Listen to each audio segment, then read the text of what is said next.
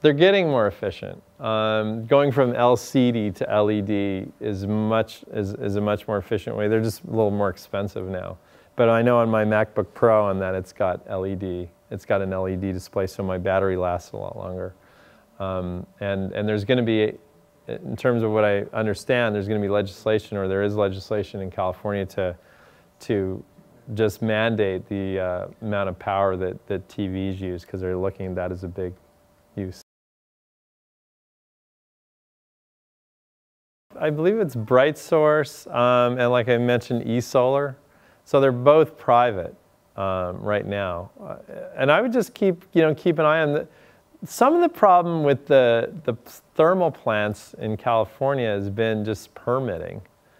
Unfortunately, it's if you're an environmentalist, you got one foot over here where you don't want anything to happen, but on the other hand, you'd think you'd want some alternative energy to come online, and it's like they're fighting with each other. If I were running the state, I would just give some super fast track to getting thermal plants built, but so far it hasn't been the case. But eSolar just commissioned the first new thermal plant about 4 or 5 weeks ago, I think, in Lancaster. So I'm going to go look at it, and that'd be a great thing to go check out if you're interested in what they're doing just with thermal in general, and you could ask them about their storage. So that's what I plan to get more up to speed on it. They basically just have a bunch of mirrors, and then they concentrate the thermal capacity of the sun into one spot, and it typically will heat something to drive a generator. Is that still operational? Yeah, that's the great thing about a lot of these plants that were done back in the 80s, those big plants in the Mojave, they're still cranking out electricity. So they've proven themselves out for sure. Obviously, if lithium batteries take off, and the demand right now is next to nothing, but if these car companies start ordering a lot of them, that definitely could be an issue, because I believe there's only 3 big mines around the world that make lithium, so that could drive up the cost. And that's why this battery 3.0, if we can go to solid state, that'll take some pressure off the lithium. They use, let's see here, I know eStore is using barium titanate. That sounds right, and they've got some kind of permittivity test they did with it where they're saying it's going to be the next best thing since sliced bread, but they've been saying that for a couple of years. We'll see if it comes to fruition. Like I said, they haven't yet. We haven't even seen a prototype yet, so once we see a prototype, we'll get there. Well, how do you get the energy density? I mean, barium's very heavy. Supposedly, it's incredible. Triple of lithium.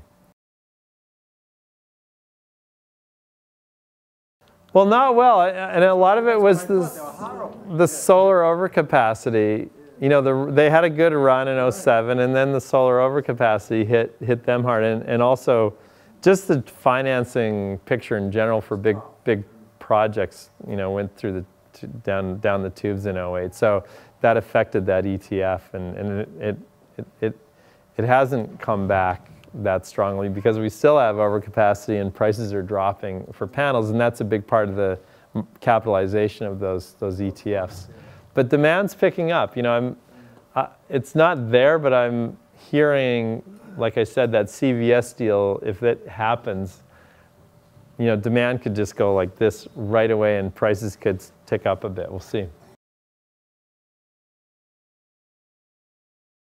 I don't know if anyone knows about natural gas, but we've been able to perfect the horizontal drilling. Basically, we can go through shale, formations that typically wouldn't yield much natural gas. We can go through them this way instead of just, so say you have a layer, shale, it's this thick, and you just go straight through. You're not going to, get much natural gas out. But if you can actually, turn your well and start going horizontally, you can pick up a lot of gas. And I guess under things like the airport at Dallas-Fort Worth, they've got a tremendous supply of natural gas, and also all through Texas. So yeah, that's going to keep natural gas pricing, lower. But it'll just respond to everything else. So if oil's a bit high, it'll generally follow it. You can't get too much of a disparity between natural gas and oil. So if you're an oil, even if you're a gas producer and you've got a ton of it, I think you're going to do pretty decently over the next 5-10 years, even though there's a lot of supply. But it'll keep the oil guys in check. Let's just put it that way. Yeah, I don't think he actually built the turbines, though. He was waiting for the distribution. That's a big problem when you talk about the smart grid. In terms of all the different government entities that control, from municipalities to states to multi-state entities to the federal government, it's far too complex right now. Unless the federal government came in and said, we're going to control the main power systems in the US and streamline the process to get new transmission cables up, until that happens, projects like that are going to be delayed.